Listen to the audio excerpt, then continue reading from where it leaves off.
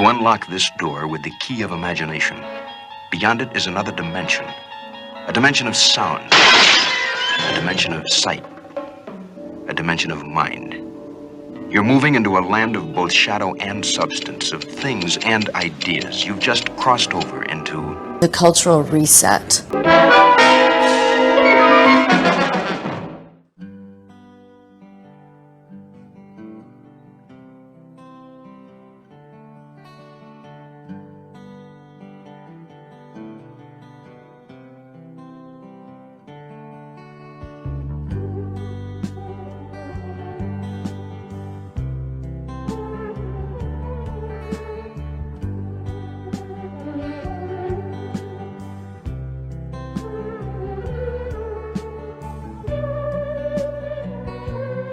Olá pessoal, sejam muito bem-vindos a mais um episódio do Cultural Reset. O Cultural Reset é um projeto que ele está contando com o patrocínio do Estado do Rio de Janeiro, a Secretaria de Estado de Cultura e Economia Criativa do Rio de Janeiro, que contemplou o projeto através do edital Cultura Presente nas Redes 2. Eu sou o Daniel. E eu sou o Matheus. E nós estamos aqui novamente para continuar a nossa segunda temporada do Cultural Reset, Caos em Cena. E agora já estamos na metade da temporada. Já estamos indo para o 5º episódio da temporada, que no geral já é o 13º episódio do podcast. No episódio dessa semana a gente vai falar sobre um subgênero do terror. Novamente o terror aparece aqui no nosso podcast.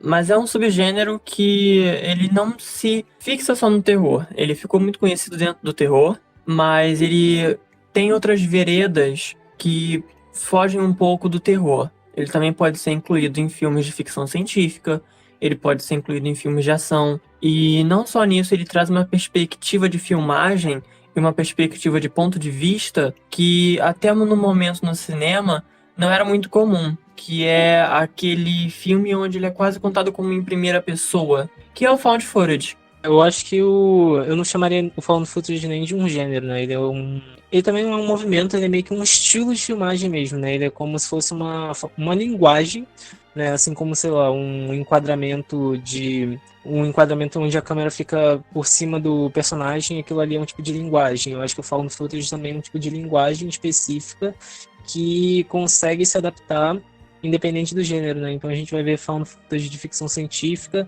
vai ver found footage de super-herói, como Poder Sem Limites, vai ver found footage de adolescente, tipo aquele Projeto Almanac, mas o campo em que ele mais cresce mesmo é o do terror, né? O do gênero do terror, até porque provavelmente o gênero do terror é onde ele nasce. Então essa ideia de você realmente borrar essa linha entre o que é realidade e ficção, e de você vender um filme como ele sendo algo realmente que aconteceu, algo real, né, que se perdeu, uma filmagem que é encontrada, como o próprio nome diz, ela brinca com esse sensacionalismo e com esse nosso interesse por coisas mórbidas, né? Então acho que é por isso que ela se casou tão bem com o terror e por conta disso que ela é tão utilizada no terror, né? Principalmente como uma jogada de marketing nesse sentido. Exatamente, e ele tem um viés meio que documental, né? O found footage, ele tem muito dessa coisa de parecer às vezes um documentário, que tem até um nome específico, que é o mockumentary, que é esses documentários falsos, e eles são muito utilizados no terror. Existem muitos filmes que trazem esse aspecto documental, né? Porque o found footage, ele tem essas duas vertentes. Ele vai tanto por essa questão de acompanhar em primeira pessoa a situação, como ele também tem esse viés mais documental. Então, por exemplo, tem um filme de terror que as pessoas consideram ele muito forte, que é As Fitas de Poughkeepsie, se eu não me engano. E ele é um filme que ele tem muito esse viés de mockumentary. Ele tem essa noção meio que documental, que traz essa narrativa de uma forma que ela parece muito realista, mas na realidade não se passa de um filme, mas a intenção é que passe uma realidade pro telespectador que está assistindo. Então o found footage, ele acaba se popularizando muito no gênero do terror. Mas um dos primeiros nomes dentro do audiovisual que a gente vê sendo utilizado o found footage é o nosso primeiro filme desse episódio, que é um filme que é muito pesado e é um filme que foi basicamente proibido em mais de 50 países. Esse filme é o Holocausto Canibal. Good. Raise deductive reasoning to an art. Instinct. Something says your friends made quite a mess of things.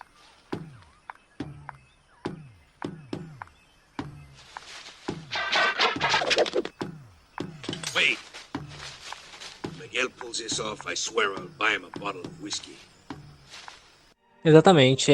Como o Daniel estava falando sobre o mockumentary e o found footage, é um tipo de fazer cinema que tira a gente um pouco da nossa zona de conforto, no sentido de que às vezes ele não se prende exatamente a um estilo de contar a história, né? Justamente por ele abraçar essa estética documental, o que a gente pensa quando a gente vê um documentário? A gente pensa em uma história real, né? O documentário, a gente geralmente atrela um documentário como sendo algo real, diferente de um filme de ficção. Mas nem sempre é assim. O documentário é um estilo de contar uma história, né?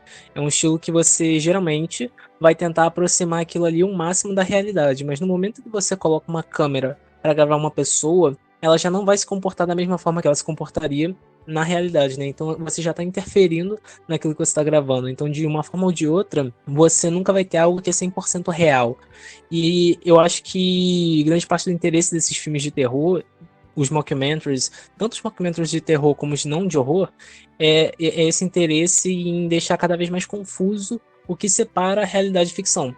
E o Canibal Holocausto, ele é um dos filmes que meio que inicia esse tipo de movimento, esse tipo de leva, né? Que justamente porque ele vai trazer essa ideia de colocar você para assistir uma coisa e você não vai saber exatamente se aquilo ali é real ou se aquilo ali é fantasia, né? Principalmente se você para ver todo o impacto que ele teve, não só no cinema, mas na realidade como um todo. E é até interessante que o Holocausto Canibal seja um filme que tenha causado tanto furor assim, porque ele é um filme que meio que se divide em duas partes.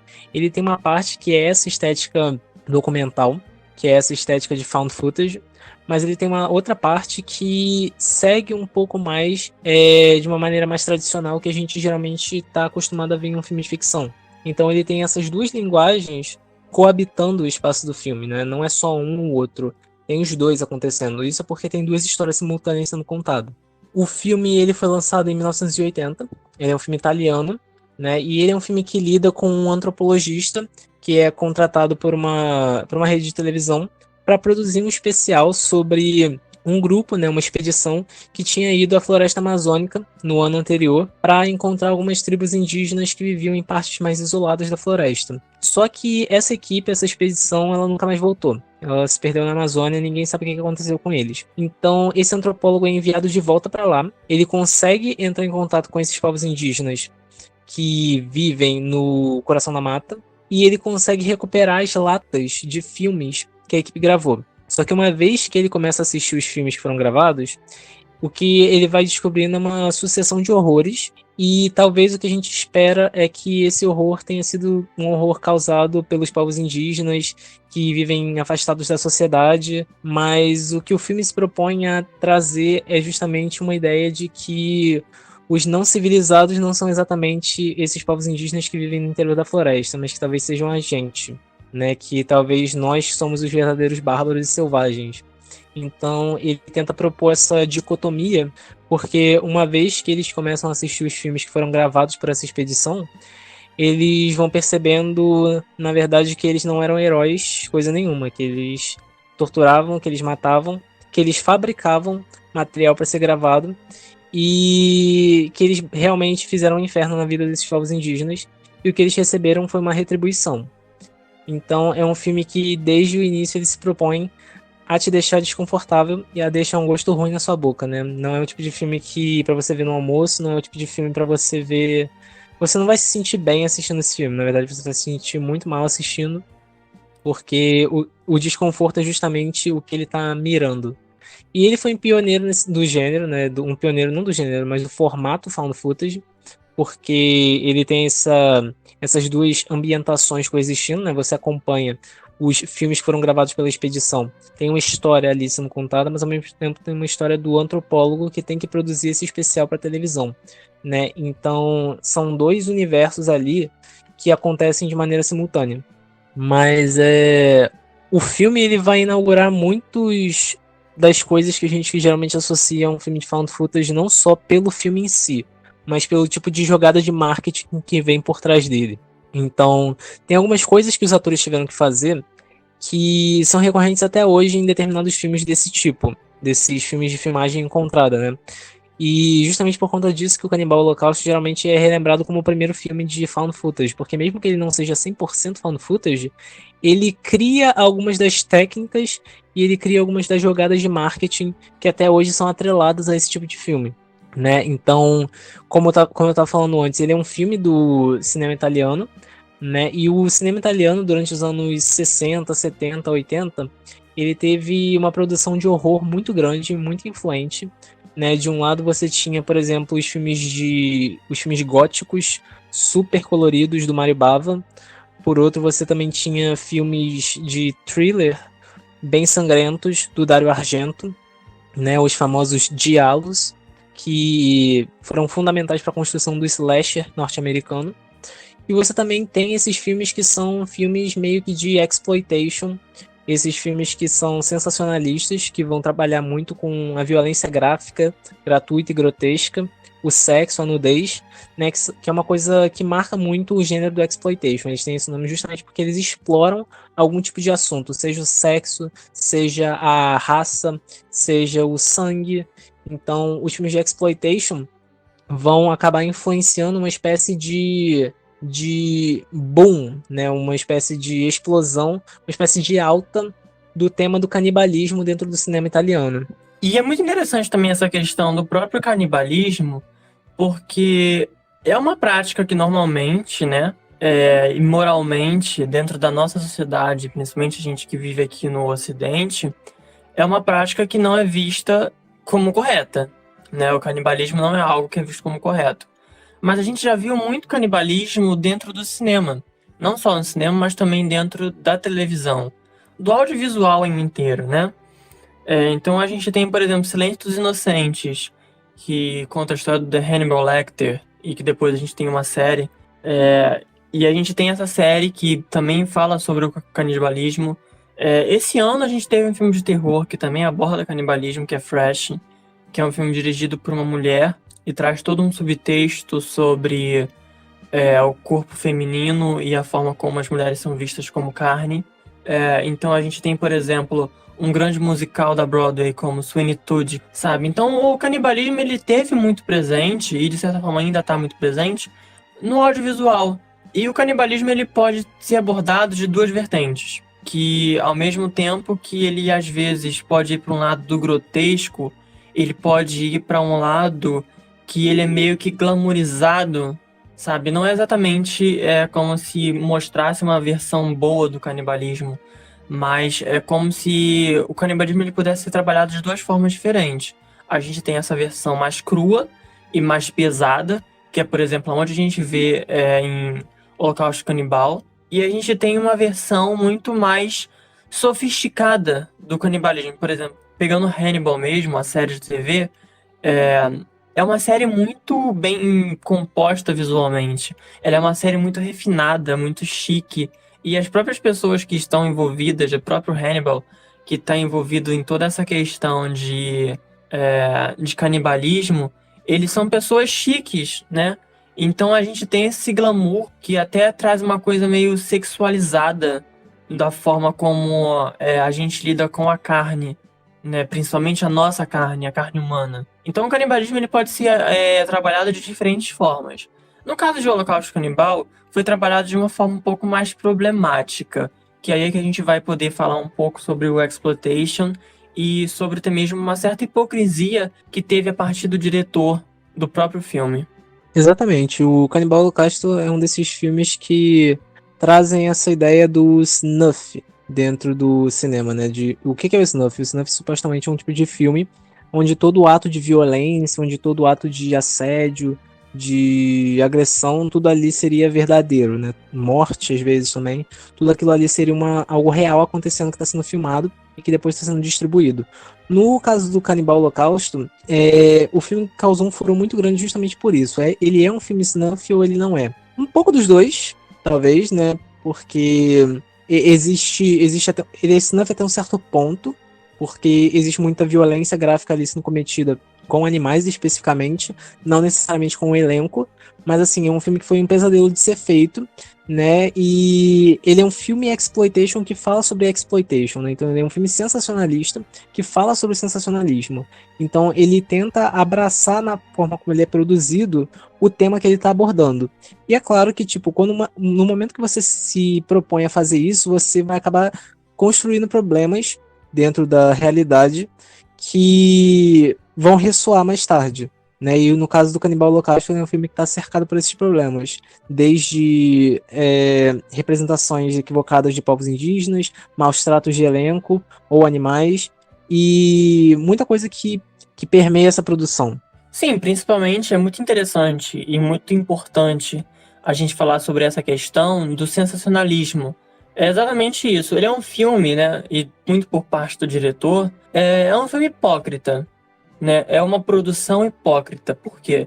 É uma produção que, no contexto da narrativa, está mostrando que os povos indígenas não são animais, não são pessoas selvagens e que, na verdade, os bárbaros somos nós que estamos na cidade e que vamos até por exemplo, no caso dos personagens, até uma aldeia, tomar e se apropriar daquela cultura e daquele povo.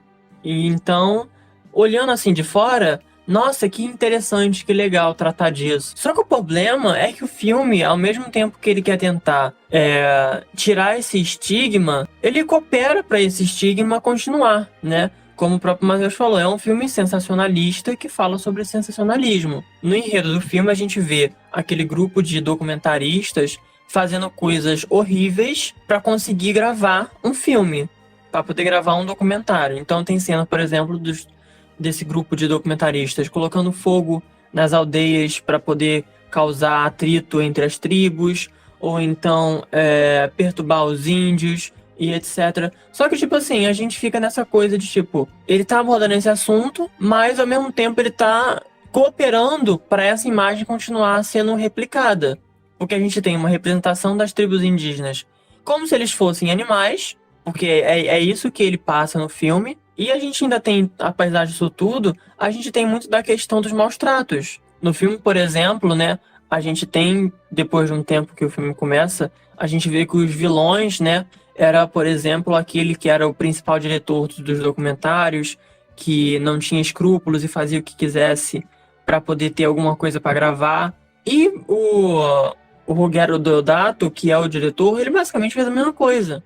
A gente tem, né, como o Matheus comentou, o filme, ao mesmo tempo que ele não é um filme snuff, ele é um filme snuff, porque muitas das mortes, basicamente todas as mortes que a gente vê de animais no filme são reais. Inclusive tem uma cena que é extremamente pesada, que é uma cena com uma tartaruga, que eles matam a tartaruga, eles comem a tartaruga, e a cena é real, tem realmente uma tartaruga sendo morta ali, e a gente vê ela se debatendo enquanto ela tá morrendo. É uma cena muito pesada, é algo muito cruel, sabe? Até mesmo muito essa questão mesmo dos limites, sabe? Existem coisas que precisam ter limites. Então, como a gente já comentou em outros episódios aqui mesmo, né? Existem coisas que precisam criar uma linha, né, do bom senso de o que é e o que não é errado. Não é possível que na cabeça daquele momento que aquele diretor estava ali gravando aquele filme, ele não pensou que seria uma coisa ruim literalmente matar uma caralhada de bicho, porque não é só essa tartaruga que morre. É uma tartaruga, é uma cobra, tem guaxinins que eles matam macacos, e isso tudo. Inclusive também, né, pra gente ver que também tem uma questão de precariedade naquela produção, de que não apenas tinha uma questão de querer mostrar algo para as câmeras, como também os próprios bichos que eram mortos ali eram para alimentar as pessoas da equipe e o elenco, sabe? Então a gente vê que não tinha uma preparação ali.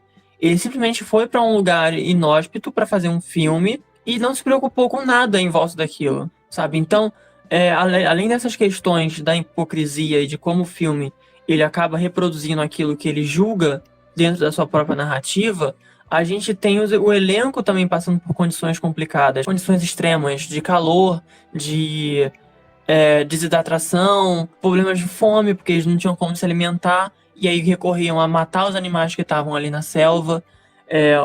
A selva não é um lugar, tipo assim, de brincadeira. A gente vê muitos filmes sendo retratados em ambientes florestais, em selvas, em florestas, e não é um lugar tranquilo.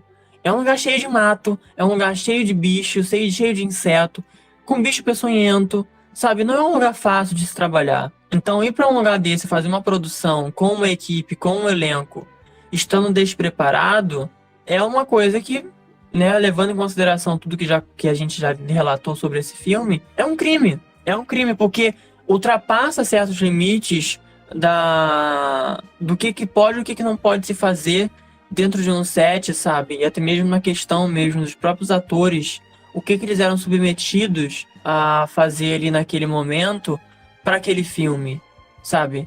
E se perdeu completamente. É um filme que eu acho que chega um momento dele aonde você pensa assim, esse filme ele foi feito para chocar, sabe? Ele não tem muito motivo. O motivo dele é chocar, é isso que ele tá procurando em causar no espectador que tá assistindo esse filme. Ele quer que o público se choque com aquilo que ele tá mostrando, sabe? Então nem importa se ele vai ser bom ou se ele vai ser ruim. Ele vai querer te chocar, ele vai querer fazer com que você fique com ele na cabeça. Mas pelo choque, ele se torna memorável de um lado ruim. Porque você continua lembrando dele sempre. Mas você sempre vai ter uma lembrança negativa dele. Porque provavelmente você vai ter se sentido mal enquanto você assistir esse filme. Então, a gente acaba batendo muito nisso. E de quanto o Holocausto Canibal ele foi prejudicial para toda a equipe, né? A gente já comentei aqui sobre o elenco, né? Que estava tendo que atuar em condições extremas, tinha problema com a alimentação, a falta de segurança. Eles não tinham segurança para fazer as coisas, eles não tinham pessoas para fazer com que o ambiente ficasse seguro para eles, sabe? Era literalmente tipo, bora fazer e vamos ver no que vai dar, sabe? Então cenas com fogo, eram os atores que faziam, não importava se eles iam se queimar ou não. Tem até um relato sobre alguns dos atores ficarem sufocados com a fumaça nessa cena onde eles incendeiam a aldeia. Dois atores em específicos, né? Um dos protagonistas, que é o antropólogo que vai buscar alguma informação sobre esse grupo, e a atriz que representa uma das documentaristas que vai na primeira expedição, são dois atores, assim, né? Duas pessoas que estão no elenco, que a gente consegue relatar sobre coisas que passaram.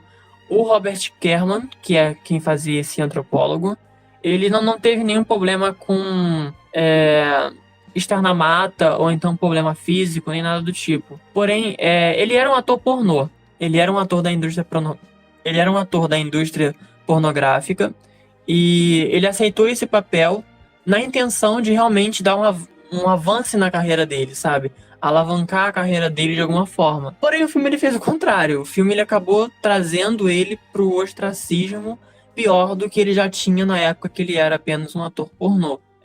Muitos pela questão das polêmicas em que o filme se envolveu, muito do burburinho negativo que o filme obteve, ele não conseguiu ter esse pontapé na carreira dele. Ele acabou só regredindo. Ele voltou a fazer filmes de teor adulto e nunca conseguiu nada de muito grande em Hollywood, nada de muita relevância, porque logo o papel que ele acreditou ser o que impulsionaria a carreira dele foi o papel que regrediu ainda mais do que ele já havia fazendo. E a outra atriz, que é a Francesca Ciardi, ela comenta que ela se sentiu um pouco incomodada no set, porque a personagem dela tem algumas cenas de sexo que são bem explícitas. Bem explícitas e bem intensas. E ela disse que quando ela assinou o contrato, não tinha nada dizendo sobre cenas de sexo no contrato. E aí, quando chegou na hora que eles estavam gravando, o diretor chegou pra ela e falou: a gente tem essas cenas aqui que você vai ter que fazer de sexo, que você vai ter que estar nua, e é isso que você vai ter que seguir. E ela meio que de primeira negou de fazer, porque isso não estava no contrato dela. Ela não tinha assinado um contrato que dizia que ela teria que aparecer fazendo cenas de sexo. E ela foi coagida. Ela foi hostilizada pelo diretor, pela equipe que estava junto com ele, de produtores. E ela acabou sendo obrigada a fazer, mesmo contra a vontade dela. Então a gente vê novamente uma equipe que não está preocupada em fazer um filme decente, sabe? Eles querem fazer um filme. Não importa se eles vão ter que hostilizar e coagir os atores, não importa se eles vão ter que matar animais, não importa se eles vão ter que reproduzir um estereótipo sobre povos indígenas que já são, de certa forma, muito discriminados. E, querendo ou não, de certa forma, o filme O Holocausto Canibal, ele é quase que um desserviço, né? Apesar da marca que ele traz na história do cinema e do cinema de horror, e de todo esse contexto em que ele trabalha, ele com certeza não é um dos grandes ápices do cinema italiano. Quando a gente fala de cinema italiano, ele com certeza não é um dos primeiros que vem em mente das pessoas, muito pela questão dele meio que tentar ser apagado da história do cinema italiano, por toda essa polêmica que envolvia ele. Mas a gente vê que é um filme que ele tinha tudo para dar errado e ele deu errado. E muito pelas escolhas que o diretor e que a produção resolveu fazer para esse filme. A produção do Canibal Holocausto, né? Ela fica flertando, quando a gente analisa ela, com aquela ideia de até que ponto você pode chegar para produzir algo artístico, né? Qual é o limite em si da arte? Se a arte deveria ter limite ou não. Esse é o tipo de coisa que, assim, daria uma discussão, daria um TCC, daria uma discussão sem fim, né? Porque é o tipo de coisa que a gente está sempre questionando, sempre vendo um ângulo novo, uma discussão nova para esse campo. Mas é aquilo que você falou, né? Tem coisas que são inaceitáveis mesmo que você esteja querendo fazer uma produção artística. Né? Você mencionou toda a questão do elenco, dos atores que foram realmente coagidos, foram hostilizados, não tinham segurança. E, além disso, tem toda essa questão dos animais que foram maltratados, que foram efetivamente assassinados. Mais de 8 animais foram mortos nas filmagens desse filme, para poder captar essa essência realista, né, digamos assim. A história do Canibal Holocausto, ela, enquanto filme, ela é interessante porque, justamente por ela ser um filme de sensacionalismo, um filme sobre sensacionalismo que adota esse vocabulário sensacionalista, que adota esse perfil sensacionalista, né? Ele é interessante enquanto isso, e ao mesmo tempo ele é interessante pelas ramificações que ele cria na vida real mesmo, né? Ou seja, a ideia de que o diretor foi para a prisão por conta desse filme, de que ele era algo tão chocante, tão fora do comum na época em que ele foi lançado, que gerou-se realmente esse debate sobre se ele era real ou se ele não era real, né? Sobre a ideia de todos os limites realmente terem sido ultrapassados, digamos assim, porque quando você pensa que o diretor, os produtores tiveram que ir a tribunal provar a inocência deles, de que os atores não tinham sido assassinados, de que, sei lá, uma cena de empalamento, onde uma das atrizes aparece desnuda, empalada, aquilo ali era um truque de efeito especial e um truque de ilusão de ótica com a câmera, eles tiveram que provar isso em tribunal para o diretor não ficar preso, né? E isso adiantou até certo ponto. Ele ficou preso por um tempo. Ele teve uma suspensão da licença dele para direção de cinema por 3 anos. Então, por 3 anos ele não podia fazer um filme, né? Justamente por conta de todas as obscenidades e todas as mortes e crueldades contra animais que foram cometidas nessa produção. E isso resulta no quê? Resultou num filme que foi proibido em mais de 50 países, que até hoje existe uma discussão enorme.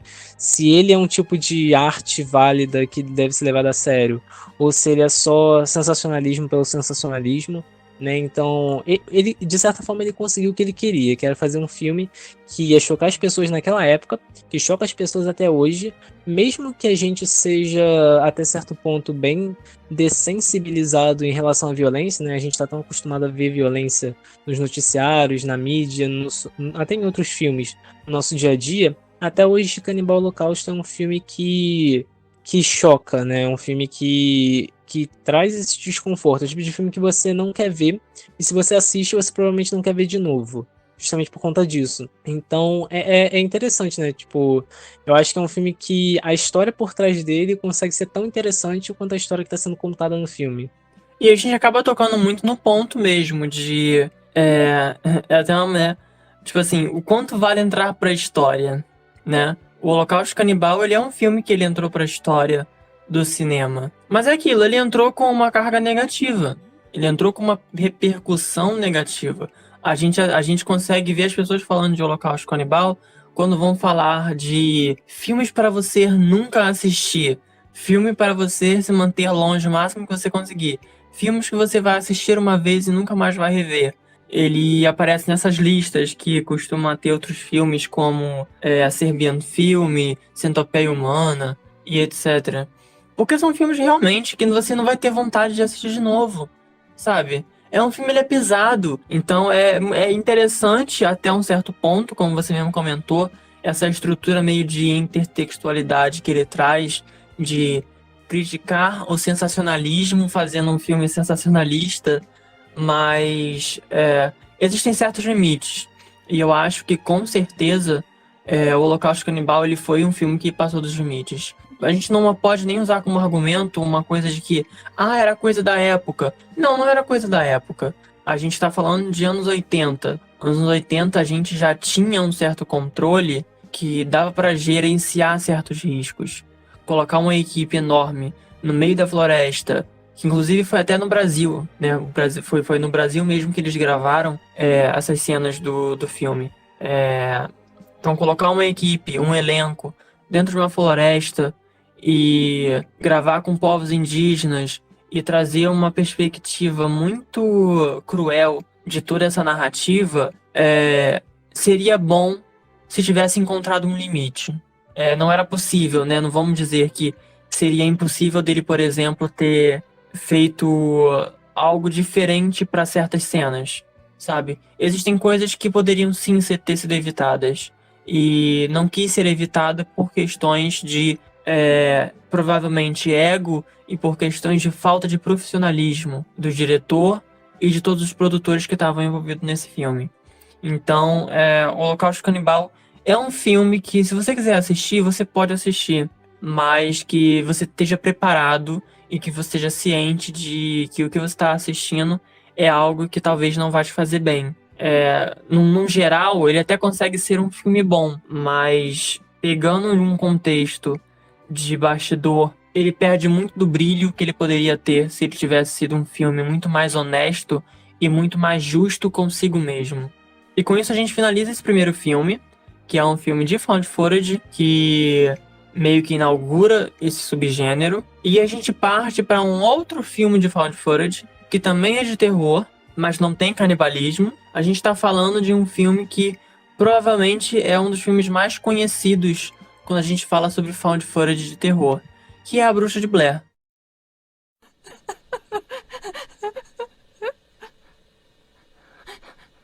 O que foi isso?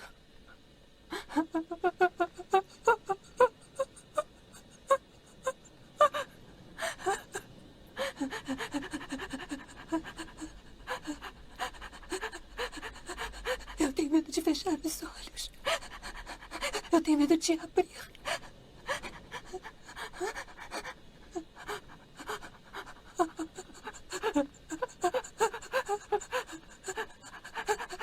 Nós vamos morrer aqui.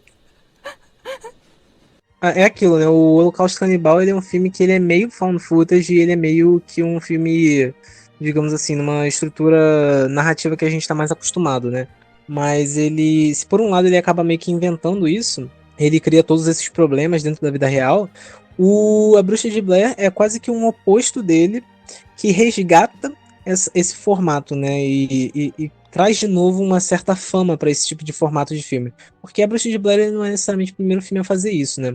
A usar essas jogadas de marketing, a ter esse formato de found footage, mas ele eu acho que talvez é o primeiro depois do Canibal Holocausto que realmente consegue algum tipo de sucesso e reconhecimento dentro disso.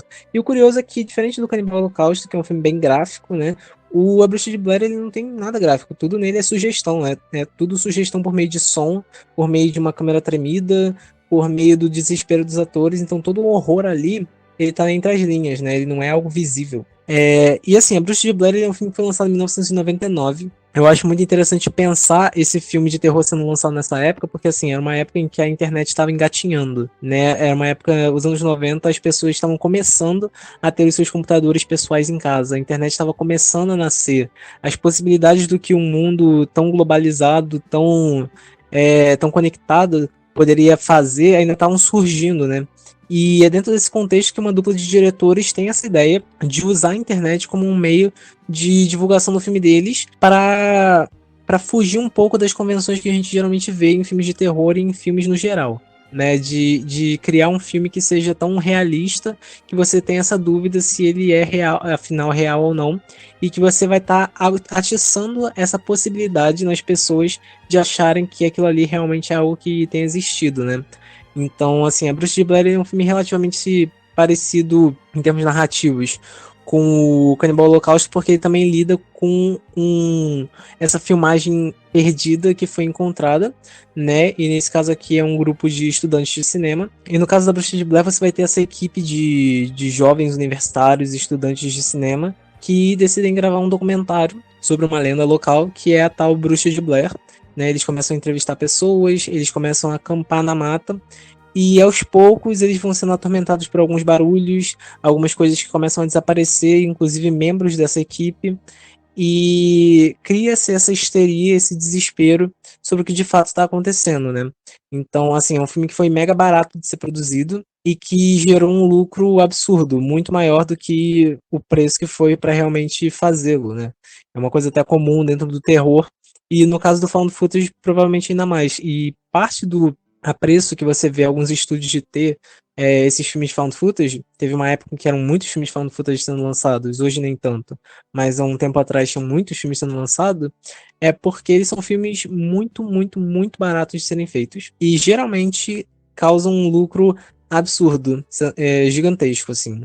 Até algum tempo atrás, como a gente estava comentando, acho que era 2010, 2011, assim, você tinha uns 5 filmes de found footage por ano, sabe? Sim, realmente foi um gênero, né, um subgênero que se popularizou muito, né? Então, quando a gente fala que a Bruxa de Blair meio que inaugurou um subgênero, é muito por causa disso, porque em Holocausto Canibal, né, 1980, Itália, a gente tem esse gênero já sendo trabalhado, mas aí a gente vê ele sendo remodelado para um mercado norte-americano, que é no caso de A Bruxa de Blair, que é feito nos Estados Unidos, e ele entra muito mais nessa relação com o terror, principalmente o terror que vai para o sobrenatural. Porque em Holocausto Canibal a gente tem um terror muito mais vívido, né? Muito mais real, porque é um terror que tá lidando com morte, que tá lidando com desmembramento, que tá lidando com gente sendo atacada, que não é o caso de A Bruxa de Blair. A gente vê que é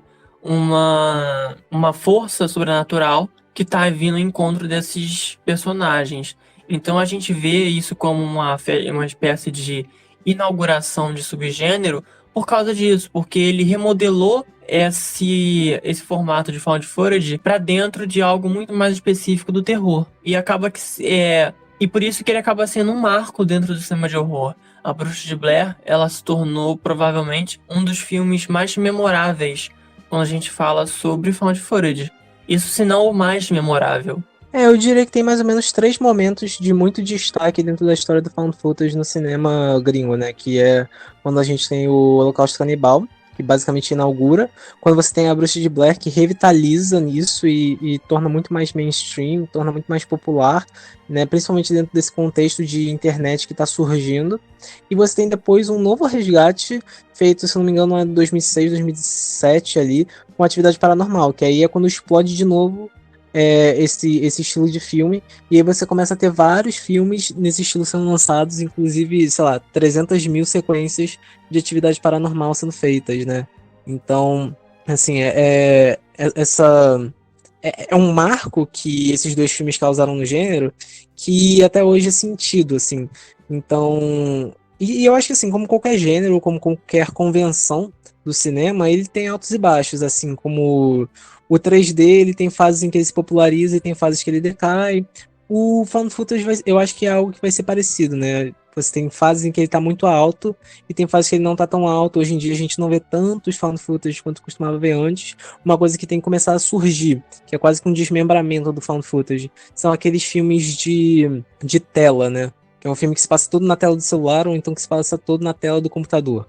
E aí são personagens conversando no chat enquanto alguma coisa estranha tá acontecendo, né? Então isso é um tipo de impacto e uma espécie de ramificação que você tem causado por esse found footage, né? Sim, é um ponto muito importante quando a gente fala disso, né? Porque isso serve, eu acho, para literalmente qualquer coisa, né? Essa questão de coisas que vão e voltam. A gente literalmente vê isso intrínseco dentro da nossa sociedade. A gente vê isso na moda, a gente vê isso na literatura, a gente vê isso no cinema, na televisão.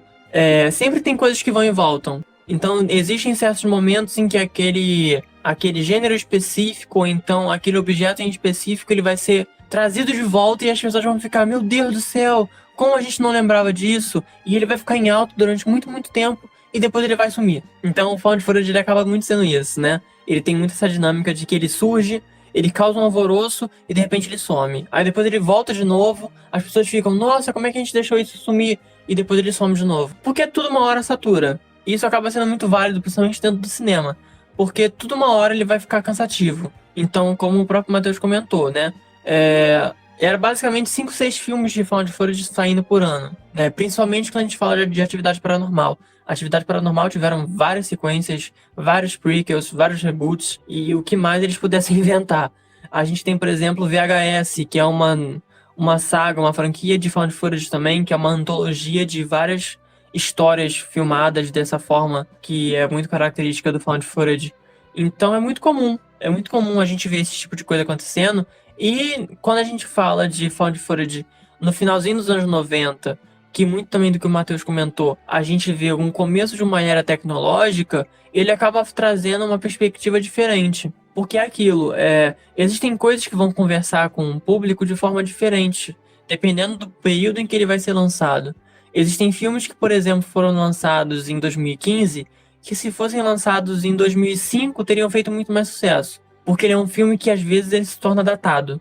Existe o conceito de datado e existe o conceito de atemporal. Atemporal é quando o filme ele tá ali, pode ter sido feito em 1920, que as pessoas vão assistir ele hoje em dia e vão falar, caralho, que filme foda. Não tem como esse filme nem ficar preso no tempo, sabe? Ele precisa ser reassistido o máximo possível, porque ele é um filme que ele ainda está atual, mesmo tendo já 100 anos de existência. E existem filmes que foram feitos, sei lá, nos anos 80, e que a gente vai assistir agora e a gente pensa, porra, que filme ruim. Porque ele se datou, sabe? Ele é muito característico daquele período, então ele fica preso naquele momento do tempo. Então acaba tendo muito isso de influência, de que às vezes, se Bruxa de Blair tivesse sido lançado em um outro momento, talvez ele não tivesse tido o apelo que ele teve, como ele teve no ano de 99. Sim, e eu acho que isso faz parte de meio que um processo de tentar aproximar cada vez mais o horror da gente, né? Então, no começo dos anos 30, a gente tem muito aquilo de adaptações literárias de época. Então, a gente tem Frankenstein, tem Drácula, tem esses filmes onde o terror tá deslocado da gente, tanto num senso de espaço como de tempo. E aí você vai aproximando isso. Você tem, sei lá, Bebê de Rosemary, Halloween, esses filmes que trazem o terror para um plano um pouco mais doméstico, digamos assim, um pouco mais suburbano. E aí você tem esses filmes como A Bruxa de Blair, ou então esses filmes que se passam em telas de computador que trazem o horror para ainda mais próximo da gente, né? Porque ele tá acontecendo ali, bem na nossa frente, bem no aparelho que a gente usa. Então eu acho que isso faz parte desse tipo de processo, né? E no caso da Bruxa de Blair, ele é um filme muito interessante porque quando você tem um filme de found footage, a direção que é dada para ele, a forma como os atores atuam, ou então a forma como a história é conduzida, ela é um pouco diferente de um filme onde a gente vê uma história sendo contada de uma maneira mais tradicional, né? Então no caso da Bruxa de Blair, por exemplo, o próprio elenco era responsável pelo equipamento, né? A forma como esse elenco era chamado, essa chamada de elenco, era muito diferente do que a gente está acostumado, porque tudo no filme era tratado com um segredo, assim, absurdo, né? Os anúncios chamando os atores eram misteriosos, não explicavam muito sobre o projeto, só falava que ia ser ao ar livre, falava que os atores iam estar seguros, mas que ia ser uma experiência desconfortável, justamente por eles estarem acampando, né? Ele pedia testes improvisados do elenco. Inclusive, o elenco geralmente tinha que responder algum tipo de pergunta que os diretores formulavam para eles. E no caso da protagonista, a atriz, quando ela chegou na audição para fazer o teste da protagonista, os atores basicamente perguntaram: você está cumprindo pena, você tem que cumprir pena há 9 anos, você já cumpriu 7, mas quer convencer os policiais, os juízes a te libertarem. O que você falaria para eles? E basicamente ela assustou eles falando: eu acho que eu não deveria sair, né? Então é justamente isso. Ele é um filme que exige muito do improviso, justamente porque os atores são parte muito fundamental na construção, na direção, na forma como essa história é guiada, né? É algo que está um pouco fora da nossa zona de conforto, assim, quando a gente analisa uma maneira tradicional de se dirigir um filme, de se atuar em um filme. E como o próprio Matheus comentou também, né? Tem essa questão também do equipamento. A ideia do filme, né? Se a gente for pegar o geral do que é a Bruxa de Blair, a ideia que o diretor tinha, a ideia que os diretores tinham era de fazer um filme meio que improvisado. Eles queriam que o filme parecesse o mais real possível, porém sem colocar a vida de ninguém em perigo, que é o contrário que a gente vê de Holocausto Canibal.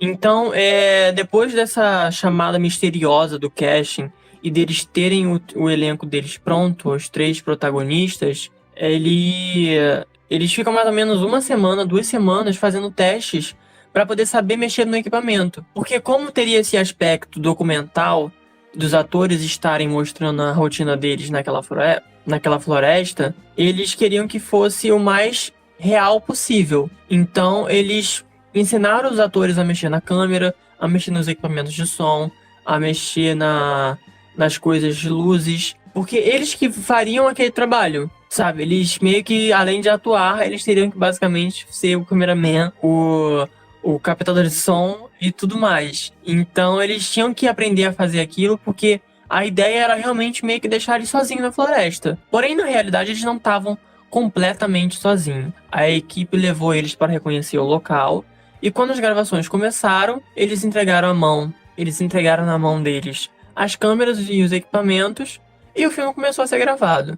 E a partir disso, a equipe estava por trás, orientando e seguindo eles, para eles também terem uma espécie de apoio. Então era aquilo, a equipe não queria aparecer no meio do filme, a equipe queria que o diretor, os produtores, eles queriam que o filme fosse feito por eles, pelos atores. Mas eles estavam ali, eles estavam logo ali próximo deles, naquela mata, para qualquer coisa que eles precisassem de ajuda, só eles sinalizarem que eles iam lá ajudar. Então a gente vê que, tipo assim, existia uma preocupação com as pessoas, sabe? Existia essa coisa. O próprio, depois de numa entrevista, um dos diretores comentou que havia falado com os atores.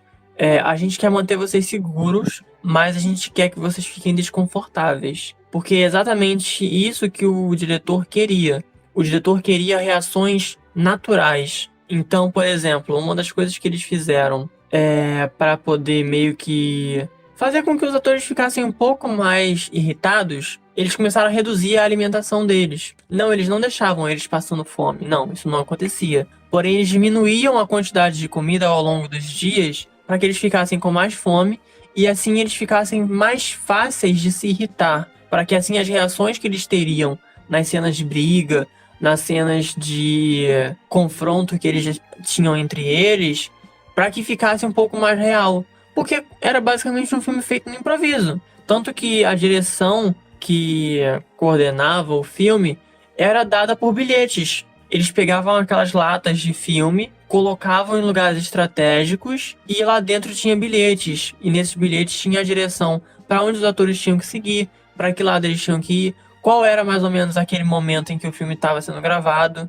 para eles poder ter essa experiência de tipo tentar transformar essa atuação na coisa mais real possível. Então eles realmente deixaram como se eles realmente fossem esses estudantes de cinema. Pra mim é muito interessante conhecer esse tipo de coisa, porque eu já falei isso antes, que eu já fiz alguns curtas, eu tenho interesse, né, nessa área de direção de cinematográfica, de dirigir filmes, e principalmente quando a gente vê um tipo de filme que faz essa direção de uma forma que é muito fora da curva, fora da caixa, é algo interessante para se estudar, para se conhecer, principalmente quando você vê que como a produção desse filme consegue contornar os erros da produção de Holocausto Canibal, né?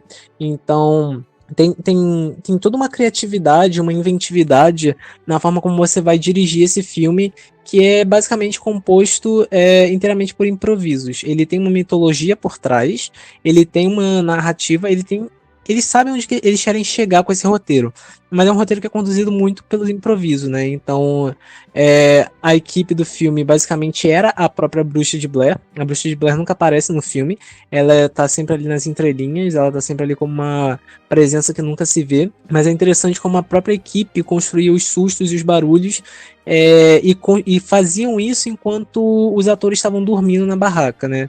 Então, toda a angústia que eles criam nos atores é um tanto real, porque por mais que os atores soubessem que isso ia acontecer, que a equipe ia fazer esses barulhos, isso também significava que era hora deles começarem a atuar ali no meio da madrugada.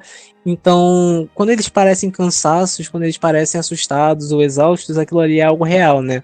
Então, é uma forma interessante de você estar botando os atores no limite, né? Mas de uma forma que ainda seja minimamente respeitosa.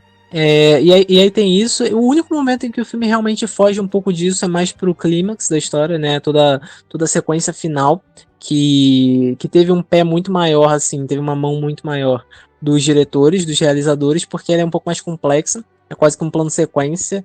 Então, as direções precisavam ser muito mais sucintas, mais exatas, né? Não era algo que poderia ficar só a cargo dos atores. Mas tirando essa parte, a maior parte do filme é construída por meio desses bilhetes, essas pequenas direções bem mínimas que é dada para o elenco e que o elenco tem que meio que construir e improvisar em cima daquilo, né? Então é quase como se o filme inteiro fosse uma audição, um teste de elenco, né? Quase como se o filme todo fosse esse teste de elenco gigante dos atores. Isso é algo bem interessante, inclusive chega a um ponto em que a cena mais memorável do filme, que é um monólogo da protagonista, onde ela tá com a câmera apontada para ela, quase como se fosse uma self-tape, ela tá meio que pedindo desculpa aos pais, ela tá chorando porque ela tá perdida, porque ela não consegue encontrar os amigos. É a cena mais icônica do filme, ela é famosa às vezes até para quem nunca viu Bruxa de Blair, às vezes consegue reconhecer esse momento, né? E ela foi completamente improvisada, deram apenas uma direção muito básica, deram algo muito abstrato para ela trabalhar, né? Como se fosse para ela imaginar que ela tá num barco sem direção que acaba de afundar, e como que ela fala isso pros pais, né? É o tipo de direção muito abstrata, assim, e que ela tem que construir algo em cima daquilo. E não só é a cena mais memorável do filme, que inclusive é a cena que é o pôster do filme.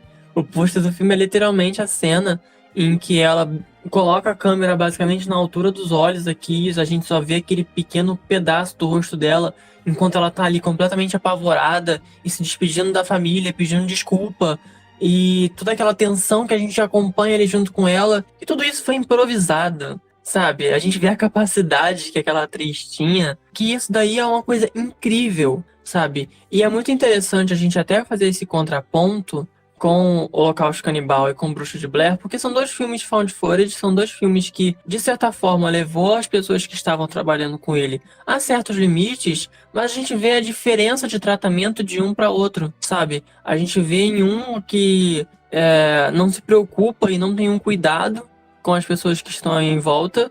E a gente tem esse outro, que é um filme que, de certa forma, foi bem consciente naquilo que queria, sabe? Os atores estavam conscientes que eles ficariam numa floresta, que eles teriam que acampar, de que era um filme meio que secreto. E aí a produção não deixou eles ao léu, sabe? A produção estava ali próximo deles, dando instruções, conversando com eles por walkie-talkies. A produção alimentava eles. Teve essa redução de alimentação, mas não foi nada do tipo ao ponto deles ficarem sem comer, sabe? Então a gente tem uma preocupação e uma consciência vindo desses diretores de A Bruxa de Blair que o diretor de Holocausto Canibal não teve, sabe? E foi uma filmagem rápida. O filme foi filmado em 8 dias. O filme terminou as filmagens, consequentemente, né? Um fato bem engraçado, de que ele terminou as filmagens em pleno dia de Halloween, dia 31 de outubro, e o filme ele acabou se tornando algo muito maior do que se esperava. E isso também se deve muito a uma coisa chamada marketing, que é uma coisa que hoje em dia a gente vê muito mais presente nos filmes, mas para quem nos anos 90 ainda era algo meio que novo, principalmente quando a gente fala de marketing viral, que foi o caso que aconteceu com A Bruxa de Blair. O que acontece? Depois que o filme terminou de ser gravado, né, os atores, eles concordaram com a produção de fazer um site onde colocaria a foto deles, né, desses 3 atores como desaparecidos, como se eles fossem realmente como se eles fossem realmente estudantes de cinema que haviam ido para essa floresta e que haviam desaparecido. E isso começou a gerar um burburinho muito grande, sabe? Tipo assim, é muito engraçado porque, como a gente já comentou aqui antes, era o comecinho da era digital, sabe? Um comecinho dessa era mais tecnológica. A internet estava dando os primeiros passos, as pessoas já estavam começando a ter os seus computadores dentro de casa, sabe? E aí isso aparece de repente na internet, sabe? Então a gente tem, por exemplo, esse tipo de marketing, com certeza não funcionaria hoje em dia, porque a gente tem um acesso tão grande à informação que provavelmente se isso fosse um tipo de marketing, depois de, sei lá, algumas horas já descobririam, sabe? Então a gente não teria mais essa experiência tão grande desse marketing viral que acaba tendo em A Bruxa de Blair. Então a gente tem um período que ainda não é totalmente tecnológico, né? Finalzinho dos anos 90 entrando basicamente no novo milênio, né? Em 2000. E a gente vê toda essa relação com esse marketing, né? Então eles criam esse site com as fotos desaparecidas dos atores. O filme ele estreia no Festival de Sundance e ele não vai com o nome que ele é conhecido, que é The Blair Witch Project. Ele acaba sendo anunciado com um nome meio que um pseudônimo pro filme, que é The Black Hills Project. E é muito engraçado porque até o momento em que o filme começa a ser anunciado, em que os atores começam a aparecer para dar entrevista, para aparecer em red carpet e etc., as pessoas estavam realmente acreditando de que essas pessoas estavam desaparecidas, sabe? Começou a se gerar uma comoção nacional em relação a esses 3 estudantes que se perderam no meio da floresta, que começou meio um burburinho de que, tipo, será que o filme é real? Será que o que aconteceu no filme é real? Sabe? Que é muito do que a gente já comentou aqui também sobre o Snuff. Então, A Bruxa de Blair, ele usa isso a seu favor, sabe? Porque eles não tinham o que dever, né? Eles não tinham o que temer. Porque, querendo ou não, eles realmente não machucaram ninguém durante o filme. Eles não fizeram nada que poderia ser considerado um crime, que é diferente da proposta de Holocausto Canibal. Então a gente vê que o marketing nesse caso funcionou muito bem, porque fez as pessoas ficarem obcecadas por esse possível caso de desaparecimento e depois quebra a expectativa de todo mundo falando que era um filme, sabe? E as pessoas se interessaram, porque foi tanto tempo dessa questão de desaparecimento que rondava os atores do filme e que no final acabou fazendo uma coisa boa, porque isso acabou ajudando bastante o filme, fez o filme ficar conhecido, sabe? Então, tipo assim, acontecia as situações inusitadas, como por exemplo os familiares dos atores receberem ligações do tipo, nossa, meus pêsames, espero que encontrem logo, sabe? Realmente gerou uma comoção nacional das pessoas com esses 3 personas que estavam desaparecidas, né? E que eles não sabiam que na realidade não se passava de um filme, que não tinha ninguém desaparecido. Foram apenas os 3 atores que ficaram nesses 8 dias gravando o filme, que logo depois, em 99, foi lançado e as pessoas puderam ver sobre o que era esse tal projeto chamado Bruxa de Blair. Tem esse lance, né, de que a família recebia esses cartões, né, de ajuda, falando, eu vou ajudar você a encontrar seus filhos, ou então, nossa, eu espero que eles estejam bem e que vocês consigam superar isso. A Bruxa de Blair é muito interessante nesse sentido, porque parte dessa estrutura que eles montam, é quase que um show que eles montam, tanto ele quanto o Holocausto Canibal, que envolve tirar os atores dos holofotes, ao invés de colocar os atores nos holofotes, é algo que é muito específico do found footage, é uma ferramenta de marketing que é muito direcionada principalmente para esse estilo de filme, né? E a Bruxa de Blair foi realmente aquele lance do raio não cair no mesmo lugar 2 vezes, né? Porque a Bruxa de Blair teve 2 sequências, uma delas que se chama O Livro das Sombras, que foge um pouco desse lado found footage e aborda algo um pouco mais de uma narrativa tradicional, e que foi um completo fiasco, tanto de crítica quanto de público, né? Diferente de algo como o primeiro Bruxa de Blair, que foi aclamado em ambos os lados. E, assim, Bruxa de Blair também teve uma espécie de sequência barra reboot barra remake em 2016. É um filme que transita um pouco entre essas áreas, é algo um pouco difícil de entender, e que se propõe a trabalhar um pouco mais a mitologia. E curiosamente, esse filme, quando saiu o trailer dele, o nome dele era só The Woods, né? A Floresta, né? E quando saiu o trailer, era um trailer bem legal, inclusive, era todo ao som de uma música. As pessoas não sabiam que era um filme da Bruxa de Blair, elas ficaram sabendo que era um filme da Bruxa de Blair muito pouco antes do filme ser lançado, então também mostra que até hoje existe um pouco essas tentativas de jogada de marketing, e hoje, assim, a gente tá muito menos, a gente não tá mais tão suscetível a cair nessas coisas, principalmente porque o mercado ficou tão saturado de filmes nesse estilo, que é comum a gente ver filmes que são de found footage, que falam que são baseados numa história real, mas que a gente já sabe de cara que não são, e que a gente já meio que já sabe o que vai esperar quando chegar e ver esses filmes, né? Exatamente. A Bruxa de Blair, querendo ou não, ela acaba se tornando algo muito marcante dentro do cinema, sabe? E tanto é nessas sequências. E é engraçado, né? Porque na realidade não teve muita sequência. A gente tá acostumado com franquias enormes, com várias e várias sequências. E querendo ou não, teve uma sequência logo no ano seguinte, né? E esse meio que reboot acontecendo lá em 2016, que traz uma estrutura muito parecida com o original, mas que dessa vez a gente vê a bruxa, que é uma coisa que não aparece no primeiro. Inclusive, essa questão de não ver a bruxa acaba sendo muito interessante dentro do filme, porque, querendo ou não, ele é um filme de terror. Mas a Bruxa de Blair, eu acho que ele ultrapassa muito mais do que apenas um filme de terror, sabe?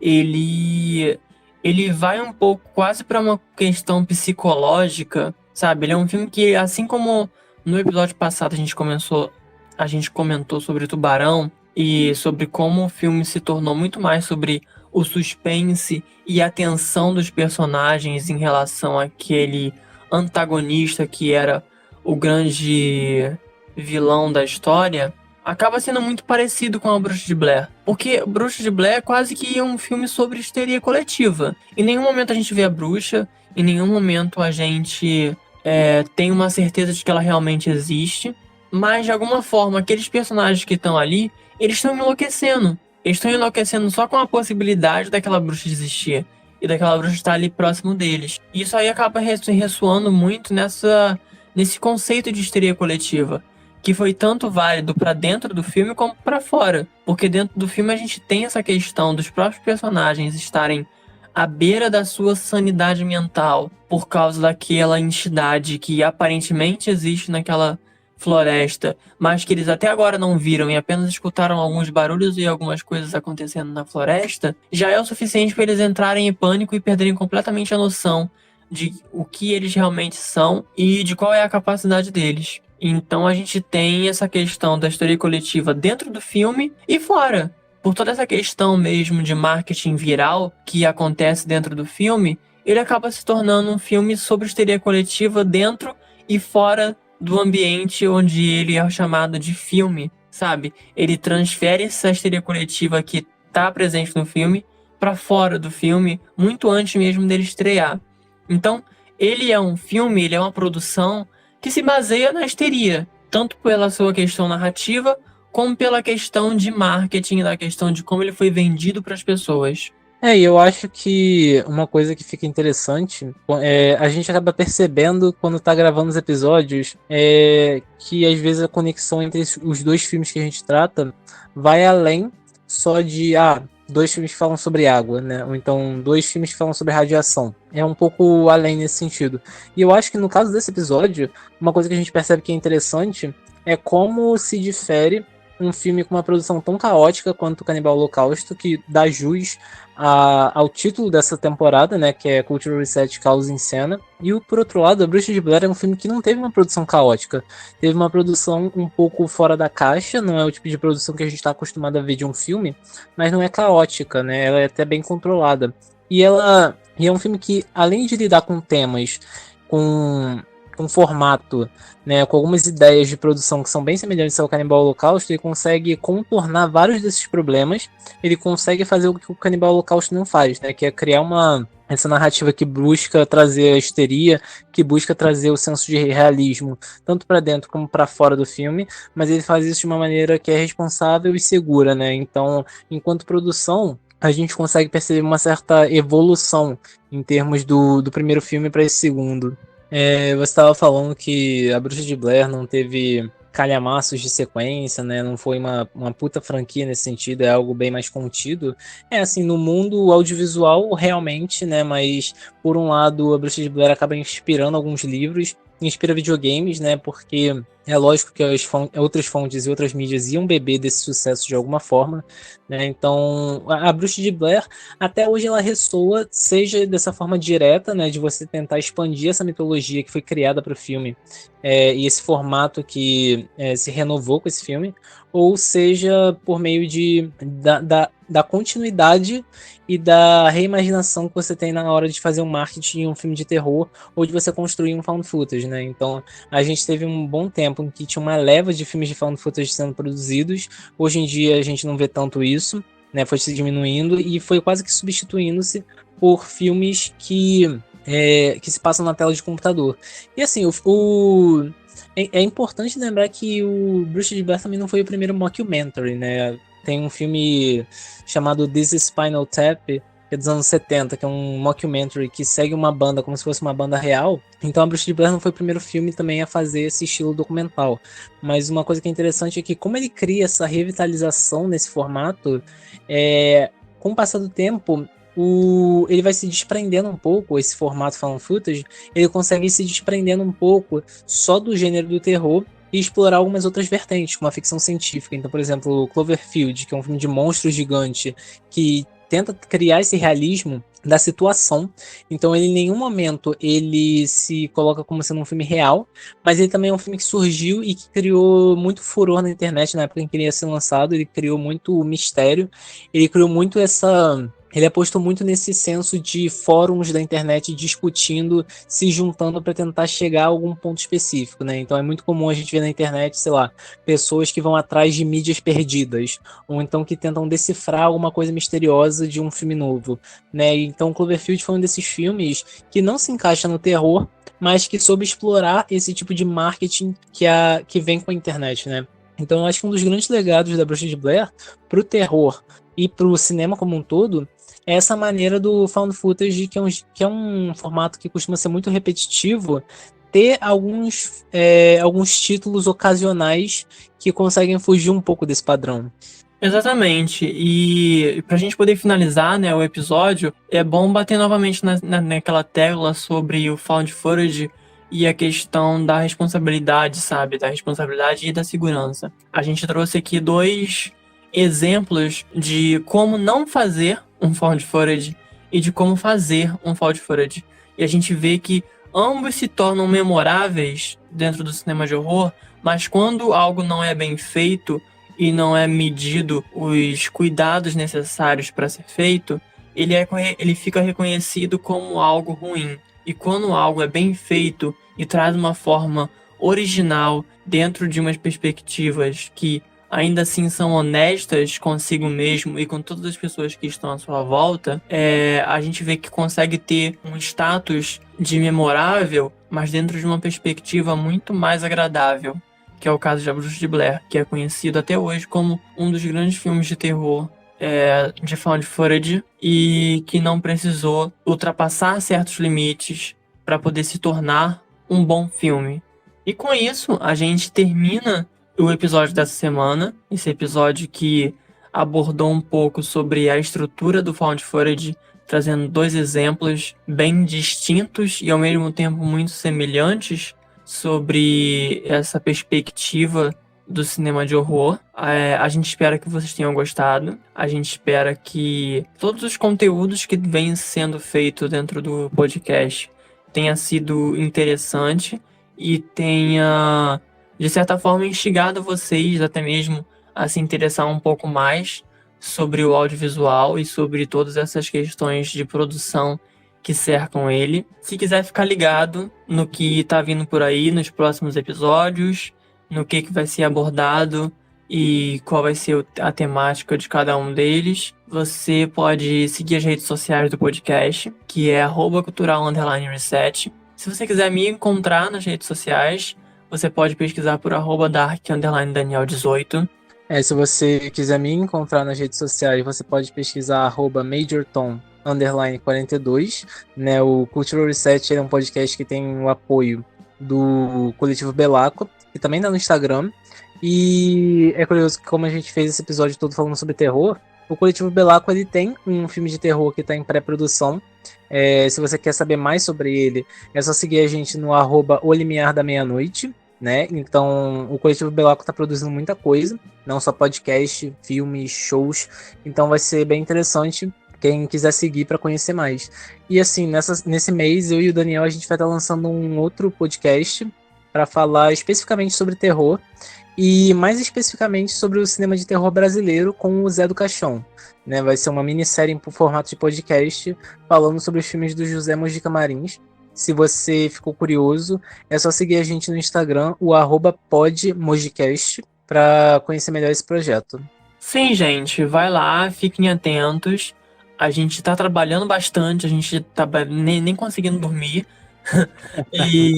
Então, fiquem lá de olho, sabe? Sigam a gente, sigam as redes sociais dos projetos que a gente tá fazendo, porque isso importa bastante pra gente e isso ajuda também bastante a gente. Então, fiquem ligados no que tá vindo aí. E eu espero vocês aqui semana que vem nessa dimensão que eu chamo de Cultural Reset. Tchau, tchau. Tchau, tchau, gente.